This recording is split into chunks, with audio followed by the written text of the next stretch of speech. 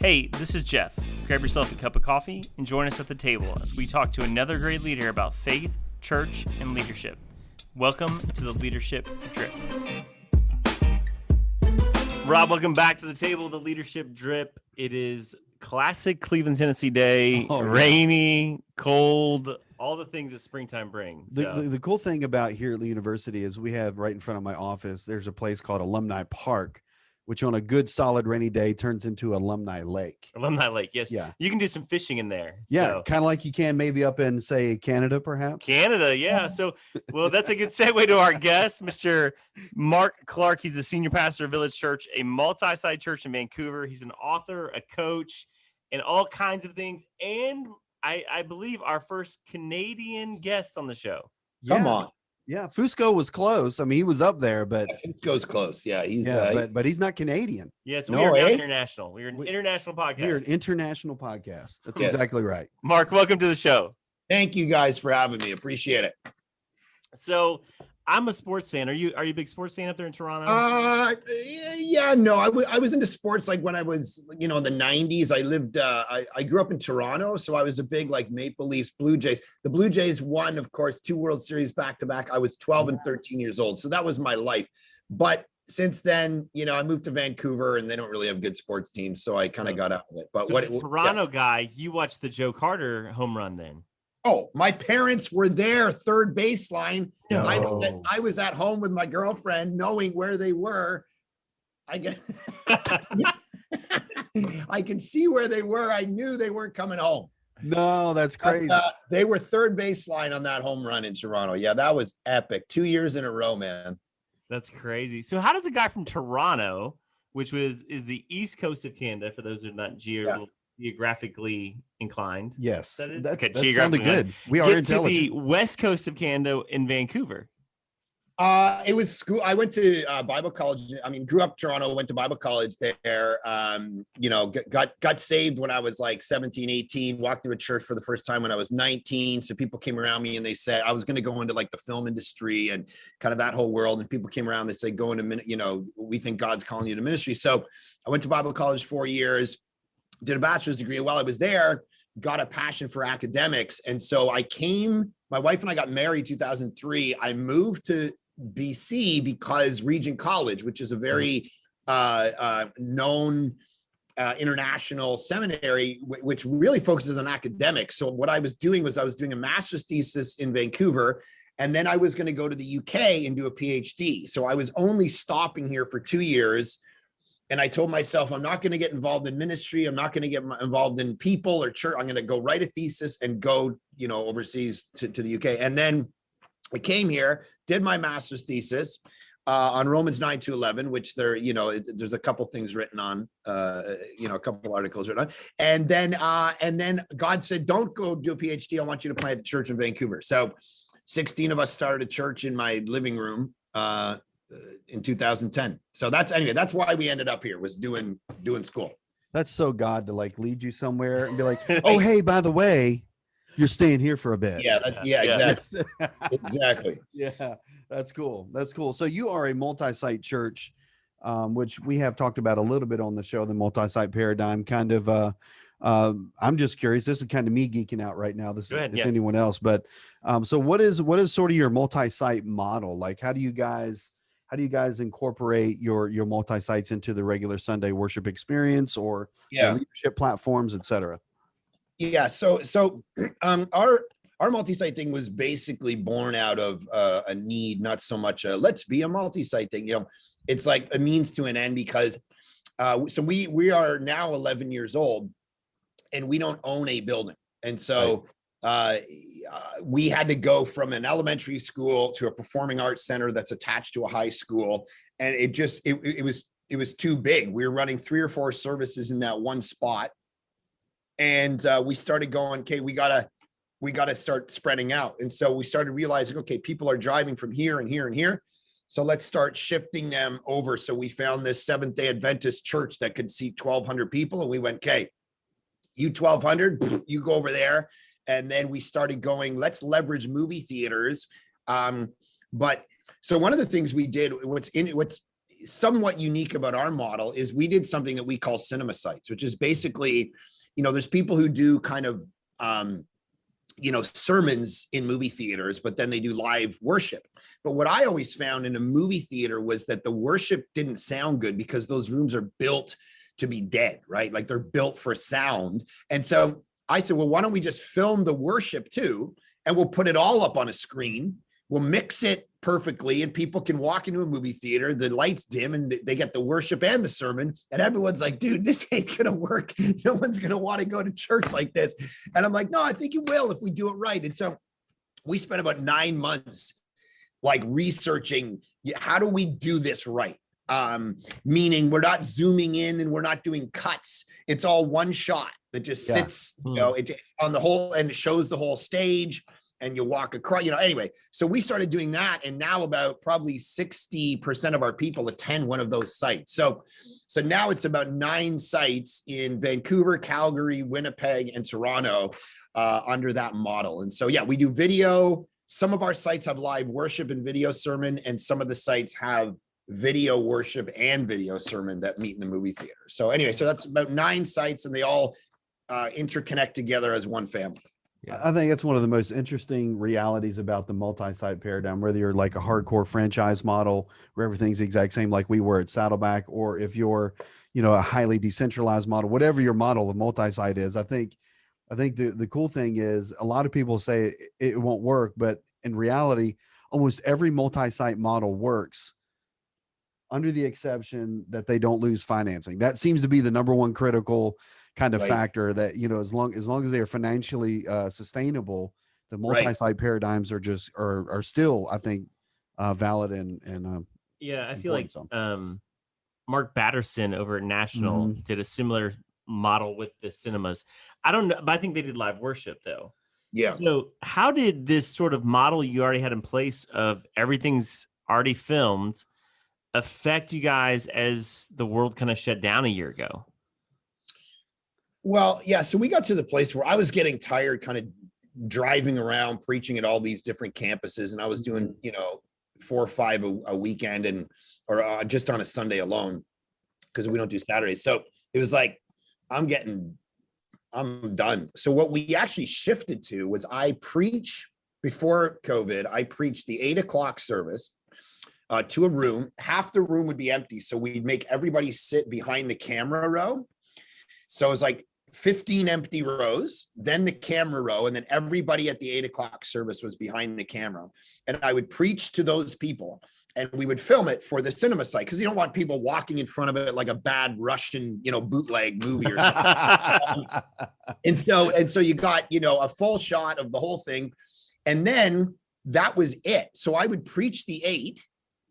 And then the three other services at that campus and all the other campuses were the sermon from the week before. And so the LED wall would drop down for the people, even at that main campus. So if you wanted to see me live, you would have to come to the 8 o'clock service, which you have to be really Christian to bother coming to that. And then you would show up at 8 and you would watch that. Other than that, it's video. And so I've been video for everybody for 3-4 years. So that shift to COVID, it was like everyone it's basically the same. It's just like, hey guys, now you just get to stay home instead of having to come to church. So that shift was pretty natural for our church, I think. And the way that they kind of interacted with the service. I mean, obviously people are, dying to get back and there's a desire to gather again, but I think that'll take a bit. It'll probably take a year or two before Canada's, we're different than the States, right? We're 37 million people lined up on the border of America. We have a more collectivist mindset, right? So like Canadian, the government's like, hey, stay in your homes. We're like, okay, let us know when we can come out. You guys are like, screw the government. I have liberty. It's like, so we're a little bit of we're probably a little easier to control in that sense, but there are some Canadians that are like, okay, this is enough. We got to start gathering again. But we rent everything. So we can't, even if we wanted to be cowboys, we couldn't because we don't have a building. So everything's rented. So all the movie theaters and the performing arts centers are like, yeah, you can't come back here. So we haven't gathered as a church since last March. And I think we're hoping to get something going by the fall, like October. So where have you moved your filming and everything to in this interim? So we have an office space, and we have a studio that we built. So what we did is, kind of like the Mandalorian, where they shoot everything on a wall. We built a big cyc wall that is rounded, and then we put an LED wall on the other so it fills it out. And then I sit on basically a sound stage and preach to a cameraman, and then the worship team on a separate day records a whole set with multiple cameras, and then we edit it all and put it online, because our approach was, this is a different medium, right? Like, we can't don't just take what you do on a Sunday where you're talking to people in chairs and then just put it online. That's putting your service online. But online church to us felt like a different philosophy. It's like the medium has to adapt a bit. And so what we started doing was going, no, this is like a Netflix show. Like, it's funny, man. Overnight, every church became like a TV studio. And if you didn't make that flip, you're still trying to kind of do poor man's church and then just put it online, and it's like, so we started doing stuff where I would go away to like locations and shoot a 7-week sermon series, sitting in a room, looking at the camera, having a teleprompter, I'd write, 7 sermons and I would basically kind of be acting almost in front of the camera, doing like a 40-minute monologue in a space that was controlled with B-roll and, to kind of almost adapt to the medium of like, don't just like sit in a room and kind of talk to chairs and then put it online, because the way people are interacting with it in their living rooms is a little different. And so the same with worship. So we've tried to adapt a little bit. Now it'll be interesting to see what we do when we get back to worshiping live, because we're not going to want to do it twice. So yeah.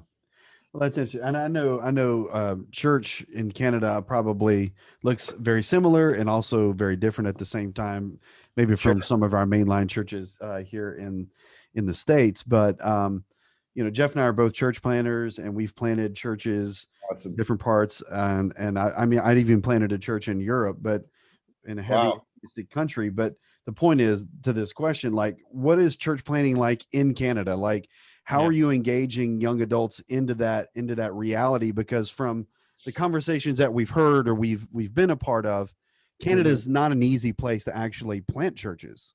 No, it's kind of a graveyard of church planting. I remember when I planted out here, it was kind of like, okay, this is BC, this is Vancouver. So Vancouver is one of the most, secular of all this, they call it the left coast.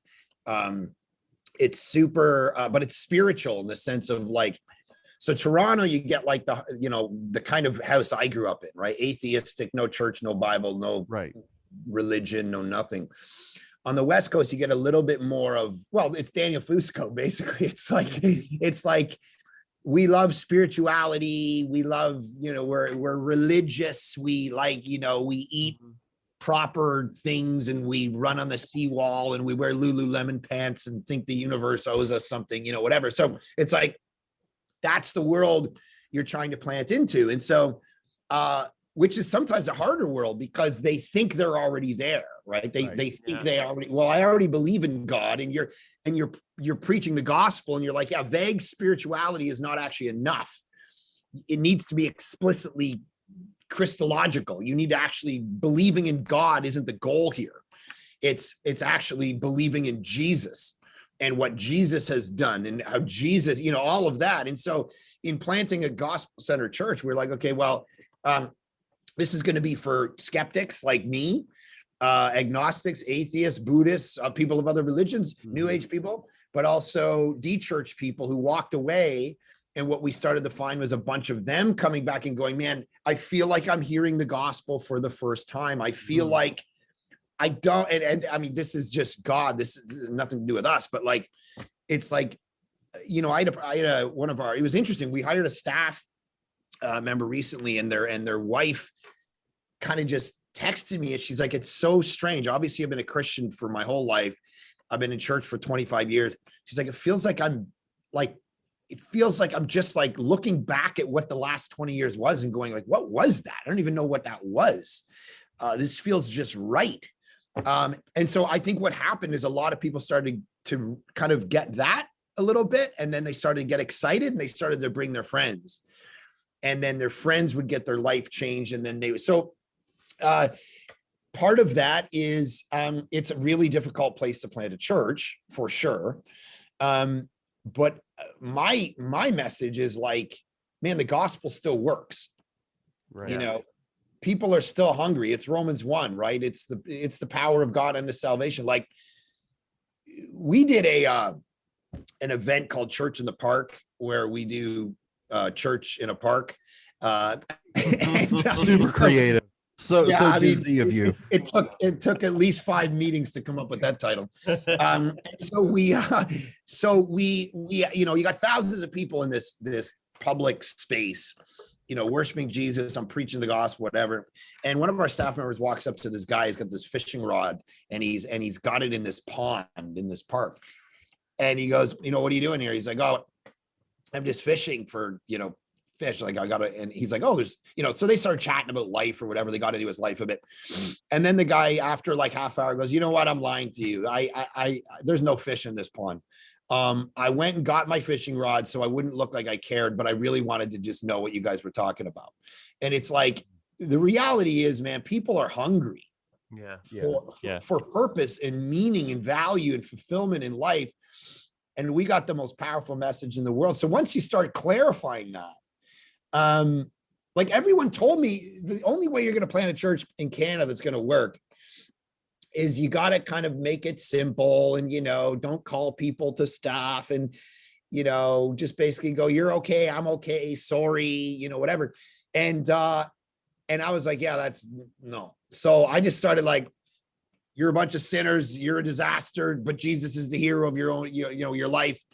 And you know, verse by verse of the Bible for 3 years at a time, you know, and people just started to get their life changed. And they'd be like, oh my gosh, this is offensive. I'm going to go get my friend. And they'd bring their friend and their life would be changed. And it was like this crazy snowball effect that started to happen. And so, man, by God's grace, it's just been crazy watching people give their life to Jesus and seeing baptisms and life transformation and all of that. So to answer your question, yep, it is hard because people are of a whole different mentality here. It's probably a generation further along in regard to post-Christianity than the US. Mm-hmm. A generation further along in secularization. You know, you look to like Quebec, which is, you know, the French part of Canada, and just on the east side of Toronto. And you guys, like that thing, Mark Knoll wrote a book years ago, What Happened to Christian Canada? And he pointed out that in Quebec, per capita, it was probably one of the most religious places on the planet because of Catholicism. It was like 96.8% Catholic or something. And now it's like Saudi Arabian levels. Within 2 generations, it's like 0.1% Christian. And so it's like we have made a shift culturally for sure. And so my task is like, I got to trust that the Bible and the gospel will actually do the work. Yeah. And still transform lives. And it is. And it's crazy. It's changing people's lives, and God's doing a cool thing through it. So there's hope. There's hope in it too. I think it's interesting because we're kind of setting in the Bible Belt of the South in the United States, right? So our sort of religious kind of framework conundrum and framework is we gotta decrease or deconstruct the religiosity of our culture here, right? Because people grow up in church here, like they, and it's not that they're interested in becoming disciples. You know, we talk a lot on the show about being cultural Christians, and so kind of the opposite extreme of maybe what you're going through in Canada, but it's I don't know how to say it. It's presenting the gospel in a way that is authentic, but maybe not new in the sense that they've heard it before, but new in the sense of, oh, this is what it means and not that. You know what I'm saying? So it's the way Yeah, the way that I think about that task, which there's people in that scenario here too, is re-evangelization. It's like Right. the image I've given in the past is like C.S. Lewis talked about the idea that when you talk about marriage to a virgin, to someone who's not married, they have a certain view of it and they get excited and they do. But if you talk about marriage to a divorced person, they've come through marriage, they've come out the other side of it, and they know what's wrong with it. So they have a very different conversation. And you're basically in your setting, it's not a jungle of people who's never heard about Jesus before. It's people who've been through marriage, come out the other side of it, and now you have to re-evangelize them versus straight up, never heard of it. So Mark, is it the same approach? I mean, you talked about this gospel-centered church, this Christological approach, and you talked about having de-church people in your church as well as the atheists. Sure. So is this sort of gospel approach, this sort of preaching Christologically, working on both ends of that spectrum? Yeah, because I think what has happened is people even who grew up in the church, they, you know what it's like. We as pastors, we want to do what works, right? And so we become pragmatic, and that's good. But people live in that so long that they forget, like, I think there's only so long you can exist in like a setting that, like, you're listening to sermons and part of sermon series that they're so creative and they have so many things around them, and they're 7 weeks on this and 8 weeks on that and 10 weeks on this and 4 weeks on that. And you go through that for so long that when someone just like goes, okay, here's the deal, Mark chapter 1, verse 1.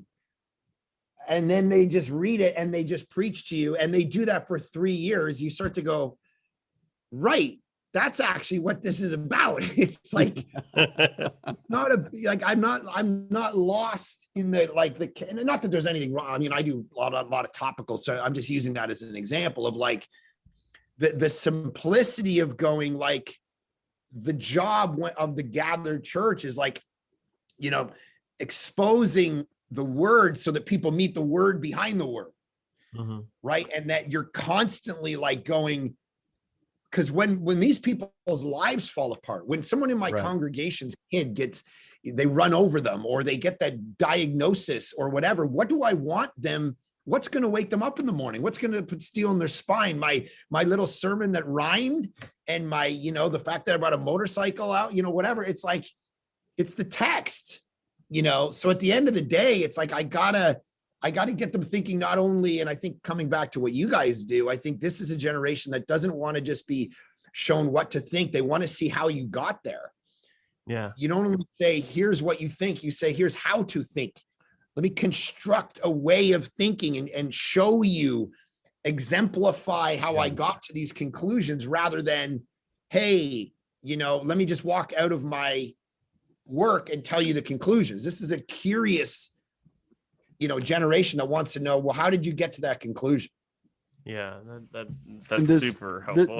This will lead into the next question, but I was having a conversation yesterday with another local leader here in town, and we were talking about sort of these younger, less experienced, and that's not a negative. They're not old enough to have a lot of the life experiences that maybe Jeff and I have. We're a little older, right? So, but the point is, they're making killer.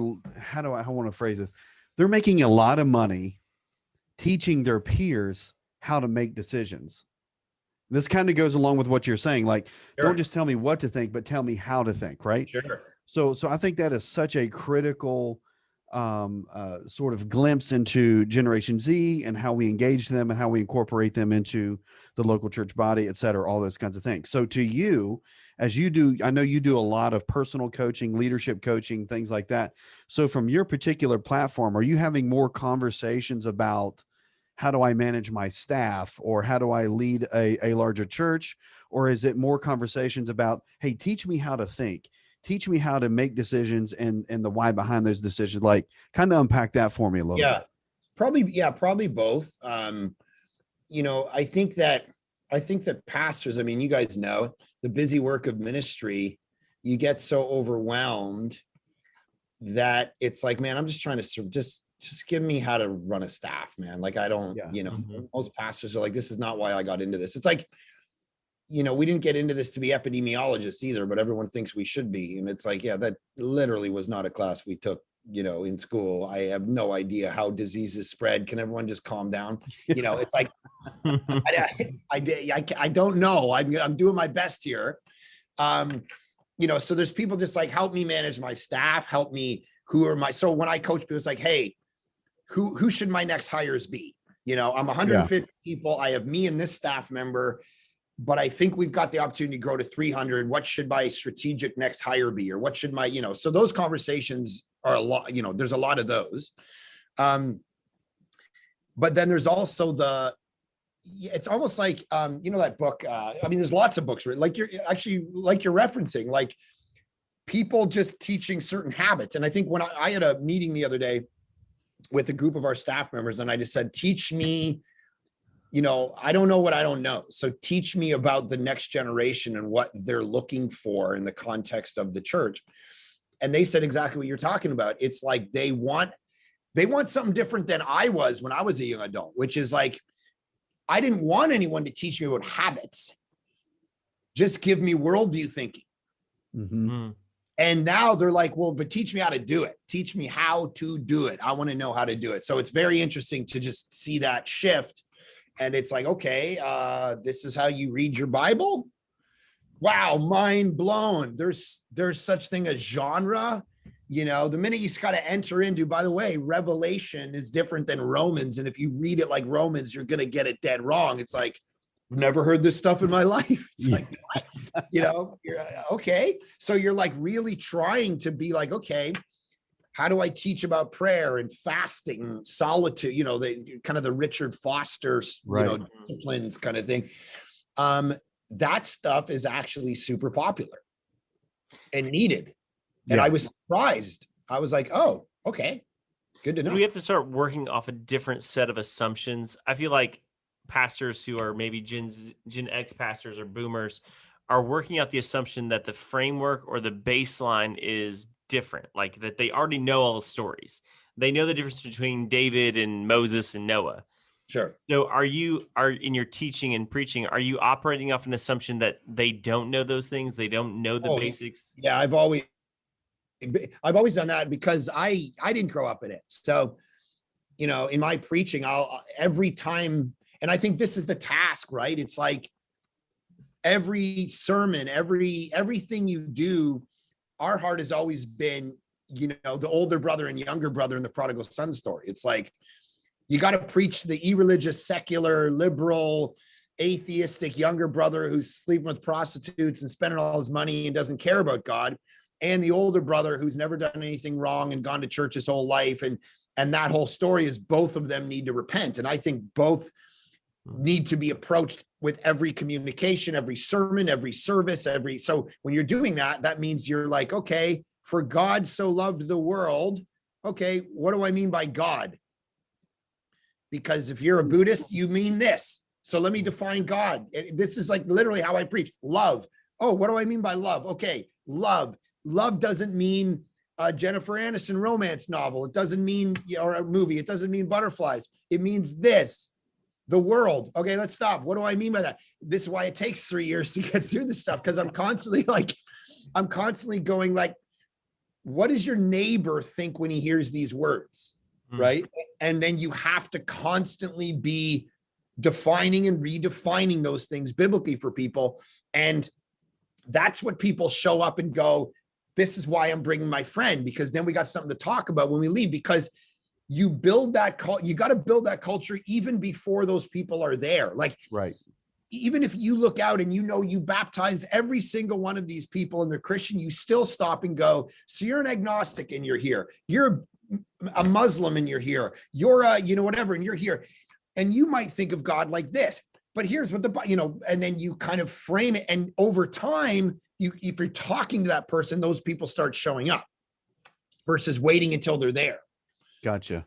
So in your leadership consulting and coaching, I'm sure you've probably been able to determine by now certain rhythms, patterns, or predictions of some of the maybe the key struggles, not only facing church leaders today, but possibly even some of the things that we're going to be facing in the future from a leadership reality. So have you been able to kind of identify some of those? And I mean, what would maybe some of those be for young leaders now, but also coming up in the near future?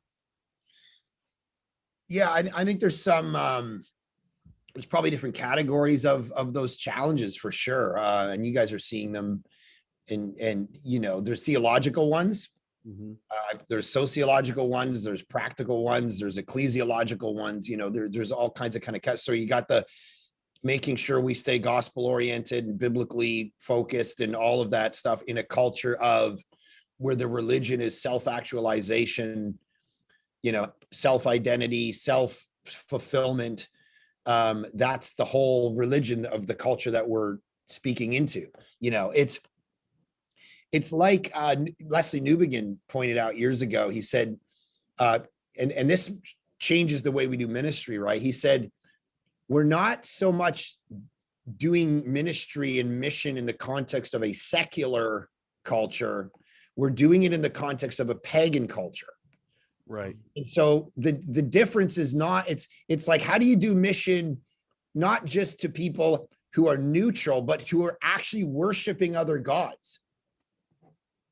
And so people are worshiping sex and money and beauty and self and reputation and, their intellect and other God, whatever. How do you approach the missiological task in that world? Because that is really what we're trying to do. We're trying to get people to stop worshiping other gods, not just, hey, you want to give Jesus a shot? It's like, right. This is the only way to true fulfillment in your life. And these other gods will actually derail you, So, right. So theologically, I think that's important.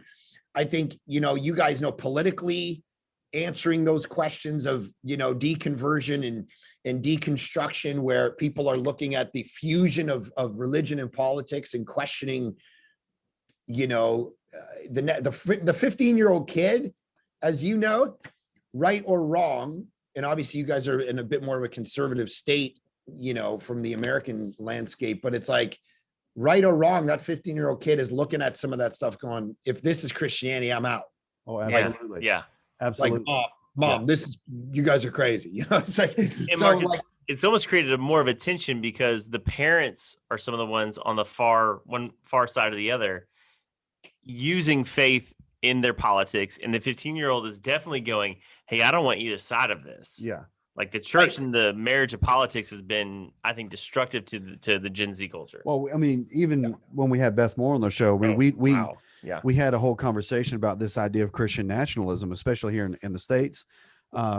Just a couple of weeks ago, I helped lead a conference with the Council of Christian Colleges and Universities here across the nation, where we talked about Christian nationalism and how do we untangle this messiness between what is biblically true and Christian and faithful, and this idea of a kind of nationalistic approach to the political realm. I mean, obviously, this is a very difficult and messy conversation, but you're 100% right.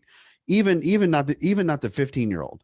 I want to say the 18 to 24-year-old here on our Christian college campuses. They're like, I don't want any part of this. Like, this is not the gospel. Right. Yeah. And I think, I mean, like you said, you could probably fill 5 shows or more with this conversation, but I always, I hesitate as a Canadian because you don't want to sound like the Canadian that's like criticizing America or something. Cause I love America. I think it's unbelievable. There are no mean Canadians anyway. Right? Exactly. It's like, except on the ice. Except when you're playing hockey. Exactly. That's the only place you guys fight, right? That's right. But one of the things, like when you read the Wendell Berries and the Stanley Hauerwasses and the Richard Hayes of the world, which is, good stuff to be reading.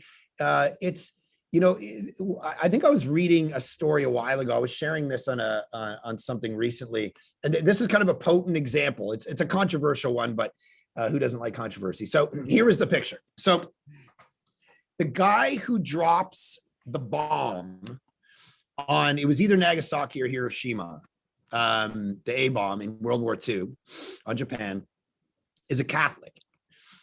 And years later, he comes to realize that he just killed more brothers and sisters in Christ in that moment out of a nationalistic allegiance than anything else. And he says to himself,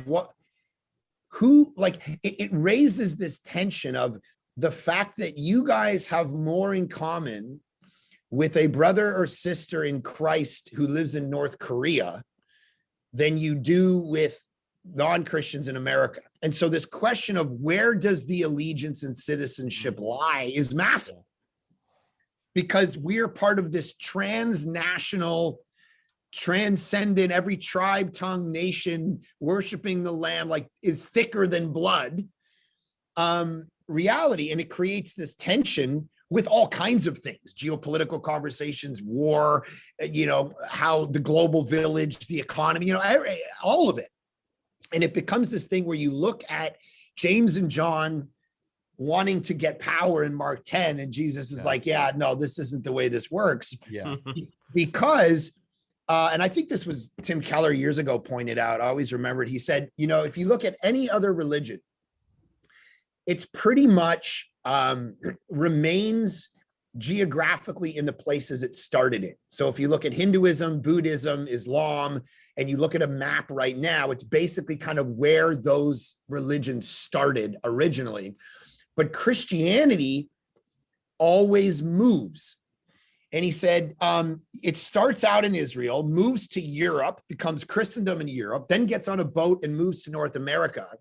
And for the last 100 years, it's moved from North America to Latin America, where 3,000 people come to Christ today, Africa and Asia. That's the face of Christianity today, not North America. And the point of that is when Christianity gets power, it dies because it thrives on the margins, not in the seats of power. Because now you have, it's like a 25-year-old has nothing to lose. That's why they're willing to go to war. The 40-year-old's got a mortgage and they got to figure life. We got stuff to defend. We got stuff to lose. So we become less barbarian, right? And we move to the bureaucrat seat. And we're like, okay, where does Christianity actually, it thrives with a bunch of people who have nothing to lose. That tends to be where it's, goes. And so if we keep fighting to create a kind of a Christian culture, who hated that more than Jesus? Matthew 23, exoskeleton. Here's why this is dangerous. Because you could chant the slogans of Christianity in your schools and your courthouses and still die and go to hell. Yeah. It's a false sense of security that becomes dangerous because it becomes part of the milieu of the culture. And so what I kind of love about doing ministry in Canada is that you really do stand, it's like, it's not really part of the culture. It's either you're a Christian and you kind of fit awkwardly into the culture, or you're not. And you're like, yeah, no, this is silly. Why are we believing in this? So what I love, Rodney Stark years ago said, secularization doesn't mean the end of religion. Secularization stimulates innovation in the religious centers. And I think what we're finding right now is we're being forced to innovate in order to reach the culture versus just dying out and saying, well, we just give up or whatever. Yeah. So at Village, how has innovation, we've talked about the video models and different things, but what are some of the innovations you're doing at Village that is setting you guys apart, and I hate to say making you attractive, but in a way making you attractive to people? I think in Canada, we're late adopters. I think we're slow. Like you come back to kind of the socialist mindset of like, it's very interesting, the collective, right? 37 million people stretched across probably the biggest land mass in the world in regard to like a bordered country, save one or two. You're kind of going, okay, we got to survive together. And so you go into the hospital, you get open heart surgery, brain surgery, have 3 babies, you walk out and you just move on with life. You don't get a bill. It's like, whatever. Like this whole mindset is like, we're late adopters. So when I introduced video, it was like, video's wrong. Videos. And I'm like, really? Like, show me that Bible verse. I don't remember that one. And they're like, no, videos, you gotta, so they have like this traditional mindset when it comes to religion, in a sense. Pretty progressive in every other area, but then when it's like, it has to be Sunday morning, it has to be a live person, it has to be all of that. So it's also kind of this tall poppy syndrome too, which is very interesting, where if you like start to kind of rise above the other people, they want to cut you down and be like, you don't do that. You stay down here, you stay grounded, So it's very interesting to try to then do a movement to get up and do a vision. You're like, hey, our movement, we're going to reach every major city in Canada, which means we got to give, we got to do that. And it's like, whoa, everybody calm down. That's a little aggressive. Is that really right? Shouldn't this just be local? All of that. And you're just like, oh man. So in a sense, you're kind of trying to like inspire versus just kind of tactically say, hey, here's the pragmatics of what we do. And so you got to do a lot of work on dreaming, for people. So yeah, that's incredible. Hey, and by the way, shout out to the Canadian healthcare system. I am a recipient of that amazing healthcare system. Oh, there you go. When we were missionaries in Europe, we went to a Canadian healthcare system, but because we weren't Canadian citizens, they did charge me $40 for anesthesia, stitches, the hospital visit, the whole 9 yards. So, wow, that $40 was just, that was a heartbreak. There you go. I love it. So, but anyway, so kind of another question. One of the things that we talk about a lot on the show is how do we communicate well? How do we communicate differently, maybe than other generations, or how do we even just find our own style of communication, which I'm sure you've had to do and have confidence in that. So, as a creative communicator, how have you been able to kind of craft your own message, your own style, sort of find your strength, and been able to even be creative with apologetics and those types of conversations? Yeah, that's a good question. Sometimes you don't think about something until someone asks you to systematize it, and it's like, because you just kind of intuitively, like, basically the biggest thing I would say, by way of a principle, would just be that people kind of play to their own personalities and strengths and gifting versus trying to do something somebody else does, Yeah. So I remember one of my first sermons at the church when we moved out to BC, the way that they did sermons was fill in the blanks, and, every sermon started with a joke, and it was like, okay. So then they got me to preach, and that's not my jam. So I'm like, hey, 2 Jews and a prostitute walk into a bar. And it was like, this is not working. And so it's like, yeah, no, let's stop that. And so you got to kind of play to your own strengths and let people be drawn, because I'm not for everybody, right? And that's one thing we've learned, and I've always known, it's like my mom would never probably be reached in my church. Interesting. Yeah. And so it's like, but you can't, so take the church in the park, or take the way that we do sermon series. That just is something that conforms to my particular style. It's just right. Like we're just going to choose a book of the Bible and go for as long as it goes. Like, so you don't show up and like, okay, we're doing verse this to this, because I don't know where I'm going to stop. So there's no meeting with a bunch of creatives laying out a series for 8 weeks, figuring out pithy titles, and there's no title for the day. There's just, you just walk in, and we go, and then it stops, and I pray, and we pick it up at verse 17 next week, because we ended at verse 16 this week. And, I look back at like, this is interesting in regard to the conversation we're having. And I'm not saying it works for everybody. I'm just saying this was my particular style, that when you go back and look at Martin Lloyd-Jones in England back in the day, that's the way he used to preach. It's like 20 volumes on Ephesians, and it was filled, people forget, it was filled with young people.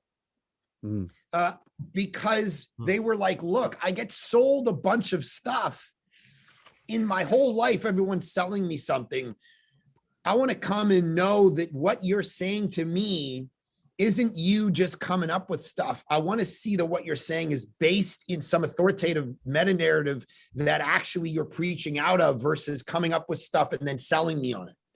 And I think that kind of, hermeneutic of suspicion exists in the generation that we're trying to preach to. And if they can at least see, look, yeah, some of these ideas are wacky, but they're coming from somewhere. And people would fill his church and watch him preach 2 verses. And he's this old man, like, oh, hello, everybody. Welcome to church. And we're doing Ephesians 6, and it was like, you'd think, oh my goodness, this isn't going to work. And it's rammed. So yeah. I think there's something to, so anyway, my point is I, by God's grace, our church allows me the freedom because it's the best way that I'm going to be effective to do that versus kind of trying to conform me into a different thing where my workflow is not going to work. It's just not going to work that way. So that's appealing to my gifting. And I would just say communicators need to go, what's the best way I work so that I can be most effective? Yeah. Mark, do you think this expository approach that you've been taking is effective with younger generations because their whole world is bite-sized pieces of information? Like everything comes so quick and so fast and so bite-sized. But to take a passage, 3 verses, 5 verses, 7 verses, and sit with it for 40 minutes is the exact opposite of that bite-sized culture they're in. Yeah, that might be a good reason why. And yeah, I don't know. I think they can respect it in a sense. Like if you think about one of the big sociological challenges, coming back to the earlier question about this generation, obviously gender stuff, sexuality is the big one. And if all you do is get on a stage and give them the conclusion, take that for an example, then they're going to go, well, this guy's been reading whatever, right? But if you get up and go, look, I didn't come up with this. Like the reason I think this, let me show you a couple of the verses. I don't get to be in the authoritative chair and come up with my theology in a vacuum. I actually am underneath the authority of this text that I didn't write. There's parts of it that grate against my life, but I come under it. Or you take like hell, like that's showing people like, look, I didn't think this up. Like my family's not Christian. So when they go, Mark, how do you believe in hell? Like that's insane. Well, if I just start rationalizing it, it starts to sound more insane, but if I go, well, let me show you some Bible texts of why I think this, and then we can wrestle with it. But just know I didn't come up with this over dinner. Yeah. The text tells, so I think that's part of it too. Well, that's a novel idea, letting the Bible be the center of your your communication, your theology, or your perspective. Breakthrough with Mark Clark. Whoa. Yeah, guys, tweet that out. That knowledge, right? Yeah.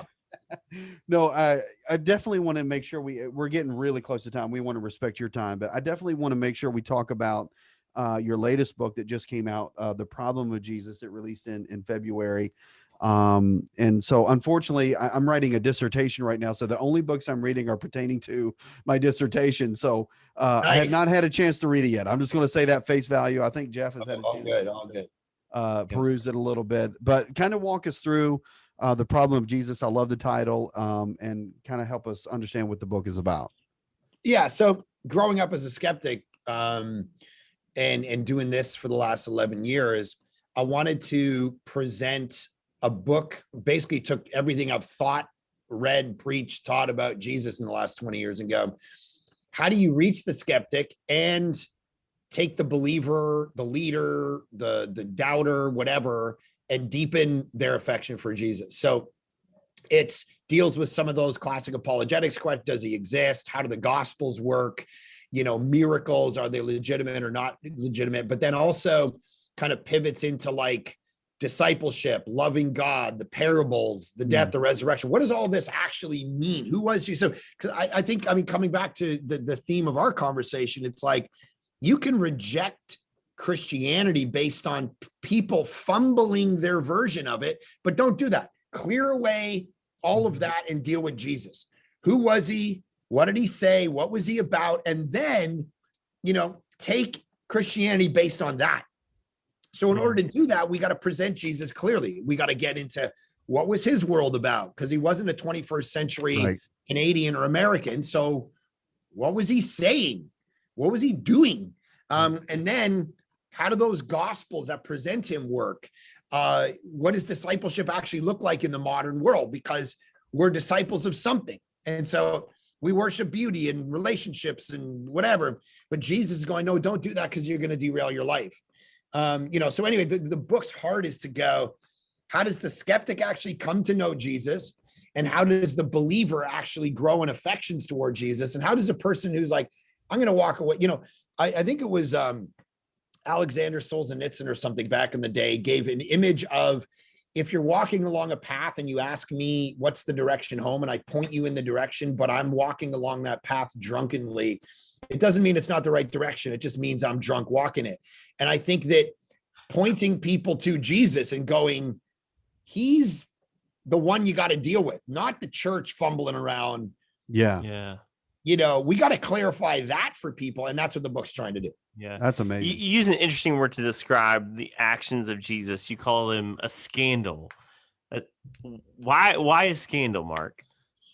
Multiple times throughout the Gospels and the epistles, it's the scandalon, right? The offense, the stumbling block of Jesus. And so it's to try to go, he's not, we've got this kind of third version of Jesus in our kind of post-Christian world, where, you're wearing your Jesus is my homeboy t-shirt. He's a good leader. He's a good revolutionary. He's a good example of love and sacrifice. And it's like, yeah, no, if he wasn't God actually accomplishing, what he came to accomplish, I'm not sure his example is actually all that good. He made billions of people think he was who he wasn't. He died super early, and for what? Like just like dying as an example didn't really, it's not really that great of an accomplishment. There's other people who do that. What did this actually accomplish? And so this, you go back and you read the Gospels, and there was one of two responses to Jesus. It was like, I follow him and I worship him and I give my life for him, or I want to throw him off a cliff and crucify him. There's not like this third road of like, he's a nice guy, he's a good example, of spirituality, and let's just like, he's just like all the others or whatever. So that's kind of the scandal. It's like, can your heart and mind and life be confronted by the fact that Jesus is going to upend everything? And that's why, like I look at my church sometimes, Easter, when everybody shows up at your church, or Christmas Eve, and, your church doubles or triples in size. What I tend to look at them and say is, the reason you are not going to come back here next week, the reason you're not going to receive Jesus today, it's not because you're smarter than everybody else in the room and you epistemologically can't bring yourself to terms with evil and suffering. It's because you're a coward. And what I mean by that is, you are terrified of what Jesus is going to mean for your sex life. You're terrified of what he's going to mean for your money life, your work life, and you don't want to go tell your coworker that you gave your life to Jesus today. So you better evaluate the thing behind the thing. That's the scandal. Yeah. Is there's a confrontation that he creates in our life that doesn't let us just choose what's comfortable over what's true. And that's what the book's trying to shake. That's good. Well, as we say here in the South, that'll preach. You probably in Canada too. Yeah, probably in Canada as well. So, hey, That'll man, preach, I'm telling you, It's been such a joy. I could literally carry on this conversation for hours. I mean, you're Well, obviously a very smart and well-read guy, and doing amazing work. Trying. Yeah. Doing my best. So thanks And, for and having highly me. bragged on by Kerry Newhoff. Let's be Yeah. clear Yeah, there. let's He be mentions your honest. name Yeah. often on Yeah. his show. So That's not a Your bad buddy- endorsement, your right? buddy Kerry says your name quite often as one of the prime examples of doing great work, Yeah. not just in Canada, but everywhere. So Yeah, Well, we have one final question that we ask everybody on the show, and so we're going to obviously ask you as well. So, what is one lesson you learned in college that did not take place in the classroom? Oh man, most of the lessons I learned in college did not take place in the classroom. So The ones that you can share. yeah, no, I mean that in a good way. So that's another podcast. Bro. That's a different show. Different That's the show. one, yeah, that's the one you post on the dark web. That's And so, man, my first year of college, I met a professor, and I said he was talking about Christian life and discipleship.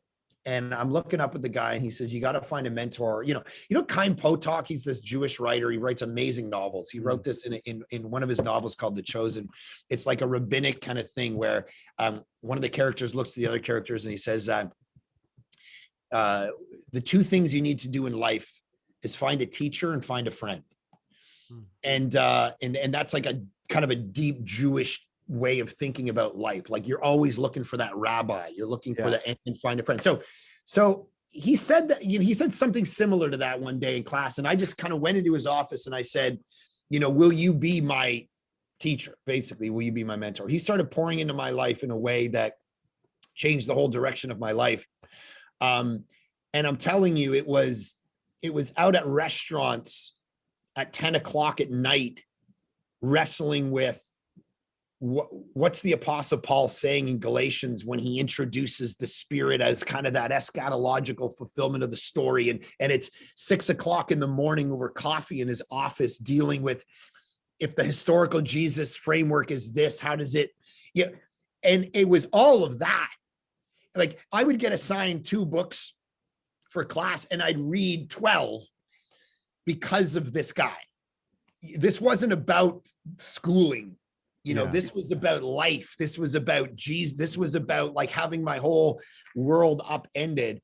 And without him, I would have just gone to college, done my 4 years, done whatever with my life. So, I guess the big principle is like, you find that like teacher and you come under that teacher and you let them change your life versus, I think it's still probably the reason right now.